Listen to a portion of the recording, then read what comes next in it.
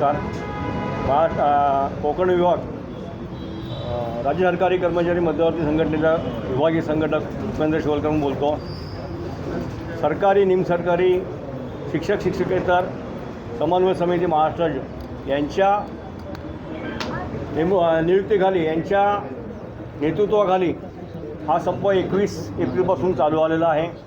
तत्पूर्वी विद्यमान जे सन्माननीय मुख्यमंत्री आहेत त्यांचा कालावधी माझ्या माहितीने 15 महिन्याचा झाला आहे आणि या 15 महिन्यात 7 निदर्शनं आंदोलनं करून त्यांना निवेदनं दिलेली आहेत.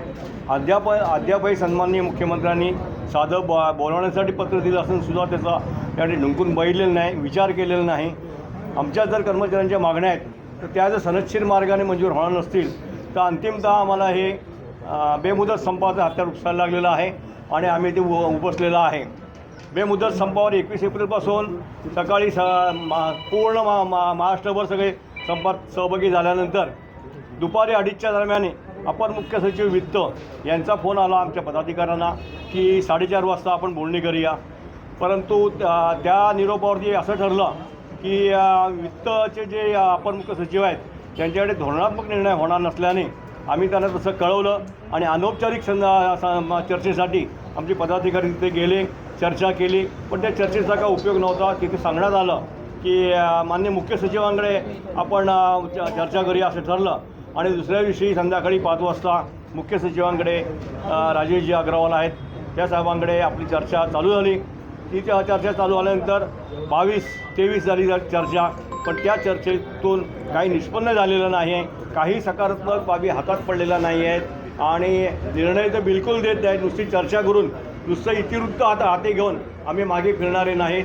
आमची जी पूर्ण मागणी आहे ती जुनी पेन्शन व सुधारित पेन्शन ही जी मूळ मागणी आहे त्यासाठी आम्ही शेवटपर्यंत लढणार आहोत. संप आम्ही निश्चितपणे मागे घेणार नाही. असाच संप पुढे चालू राहील. धन्यवाद. नमस्कार. राज्य सरकारी निमसरकारी कर्मचारी शिक्षक आणि शिक्षकेतर संघटना समन्वय समितीच्या वतीने राज्य शासनाच्या विरोधात प्रलंबित मागण्यांच्या पूर्ततेसाठी बेमुदत संप सुरू आहे. आज या संपाचा 4था दिवस असून आज तागायत राज्य शासनानं कोणत्याही पद्धतीनं सकारात्मक बोलणी करून त्यातून निर्णय काढण्याचा प्रयत्न केलेला नाही.